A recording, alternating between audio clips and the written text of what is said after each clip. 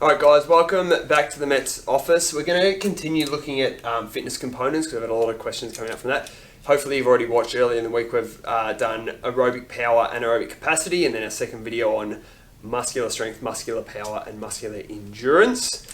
Now next week we'll have some videos looking at our other fitness components we haven't done yet, but what we're going to do today is we're going to talk about, so one of the skills you guys need to be able to do is look at some data and activity analysis of different sport and decide what are the major fitness components involved in that. So we're going to do a real sort of basic version of that. There's no data here, so you guys would probably be looking at top speed data from a sport or movement patterns to look at changes of direction, how long a sport goes for, heart rate data, all these type of things that we would use to make these decisions. We've got some pretty common type sports up here, so we know enough about them to just basically, I'm not going to go into too much detail.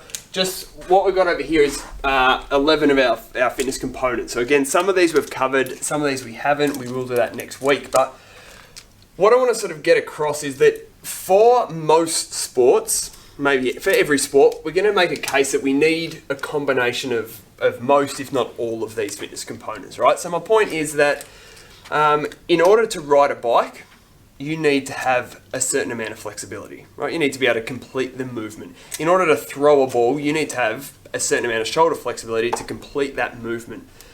However, is that a major fitness component? Well, I would say no. The average person can ride a bike. The average person has enough flexibility to ride a bike. So yes, you need it, but I wouldn't say it's not a major fitness component we need to train for that sport. If we were to go to gymnastics, right? The average person probably doesn't have the flexibility to complete a gymnastics floor routine. So I'm going to say, yes, that is a major component for that sport. So we'll just have a look through these 4 common sports, right? So a 100-meter sprint. Let's think about a 100-meter sprint. 10 seconds, as hard as we can go. What is going to be important? Now, muscular endurance, repeat contractions, no. Everyone can complete a running motion for 10 seconds, right? So we all have enough endurance to run 100 meters, mostly. Not important. However, let's just go really clearly speed, right? We can't all go fast enough to successfully run a 100-meter sprint. So that's going to be our most important one there. How is that going to come about? Muscular power is going to be important, that ability to move that resistance at a very high speed. So each leg's going to, in those initial phases, have to get up and moving fast. So muscular power, really important. Strength, we need enough strength to do it, but again, I have enough strength to overcome my mass. So I have enough strength to do it. It's whether I can do it at the appropriate rates. That's that power. You can say coordination is important. Is it a major fitness component? Probably not. Most of us are coordinated enough to do it. So just things like that we're going to look at. The data we'd look at, what is the top speed of a 100-meter sprinter? Usain Bolt's up at 45 kilometers an hour or something like that. Yeah. Speed, very important. Yep. Right, I bet you if we put Usain Bolt through a power test, vertical jump test, I think he's going to perform very well. Things like that. If we go a bit further, so 400-meter sprint. All right, so this is at the elite level, let's say 50 seconds, top speed a little bit slower, still fast. So if we come back over, we have a think about it. Still, probably we don't need to worry about our muscular endurance. Most of us can run for a minute, all right, or 400 meters around a track. So we have the endurance to do that. Speed, speed I would say is still important, right? I think the top speed of a 400 meter runner is still super fast. Maybe it's probably still above 40 kilometers an hour, right up there. So it's probably faster than a lot of us can run, right? I would say most of us couldn't run at the 400 meter world record speed, even for 100 meters, right? So you need to be fast enough. Anaerobic capacity, right? Now we're getting into this, we're talking about 50 seconds. So those anaerobic energy systems need to be able to work at a high level for that entire time. So this anaerobic capacity starts to become a much more important fitness component here. I sort of skipped this before actually. This is going to be very important in a 100 meter sprint, a reaction time. Still very important in a 400 meter. All right, it's going to still have a pretty big bearing in a 50-second race. Why? When do we use it? At the start, right? We need to be able to get off the line really quickly. We're not going to have to react to any stimulus throughout the race, but if we are slow off the blocks, especially in that 100 race over, in the 400, if you're good enough, you might be able to make that up, but still, you're going to be behind the 8 ball. Again, coordination, you need to be coordinated enough. Most of us are. Agility, there's not really any change in direction, so we're not going to worry about that too much. So, like we said, you can make a case for a lot. Think about what are the major ones based on our data. Now, marathon Our next one's our marathon, running 42 kilometres, world record 2 hours, a pretty good time for an amateur is 3 hours. All right, so think about what's going to change here. Now we'll go back to what we spoke about. Speed. Speed is not so important anymore.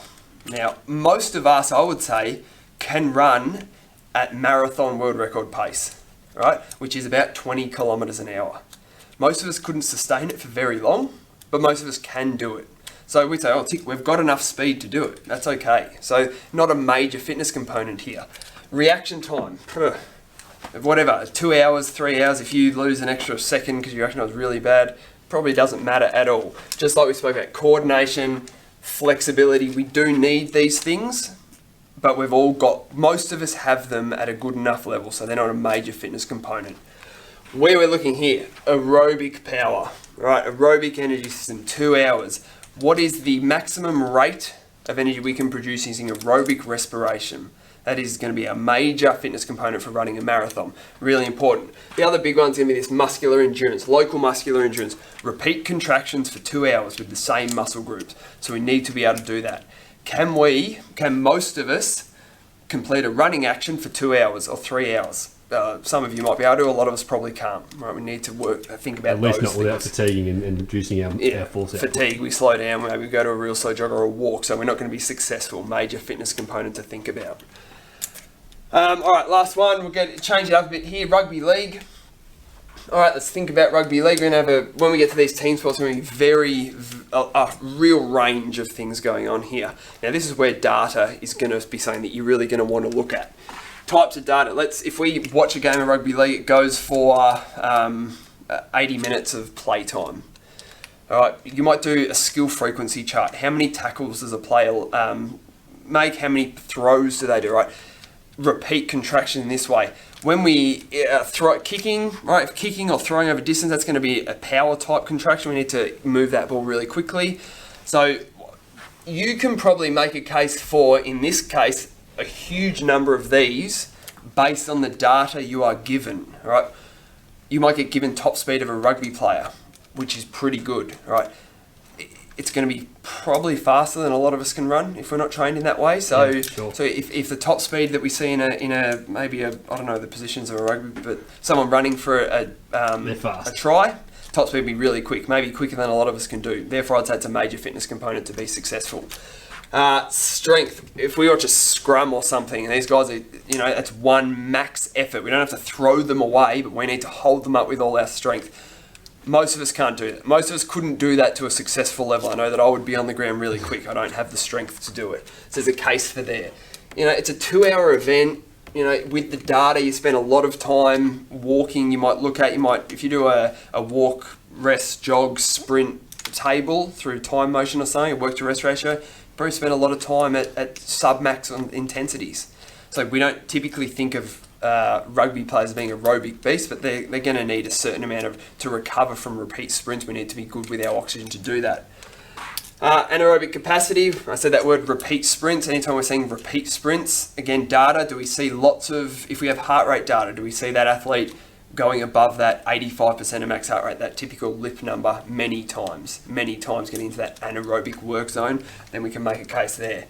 Now, one we haven't had to talk about too much is this one. Agility, right? GPS data showing changes of direction, just direct observation through a video that we might do. And we see them have to react to stimulus. So a player's sprinting that way with the ball and someone comes in front of them. Right, agility is really important now. How quickly can you react and change direction? Right, if you are very good, we see some of these players with these amazing goose steps and they go one way and opposition falls over them because they change direction so quick. Very important there. I guess my point is we can make a case for a lot of fitness components in a lot of different sports. You guys are doing an activity analysis, so we should have GPS data, heart rate data, direct observation by watching a video, skill frequency tables. There's a whole range of different things that we're going to have. We'll probably get to that in a couple of weeks and we'll talk about pluses and pros and cons with each of those ways, but based on the data that you've got, you need to be able to use that to justify what you are picking as a major fitness component.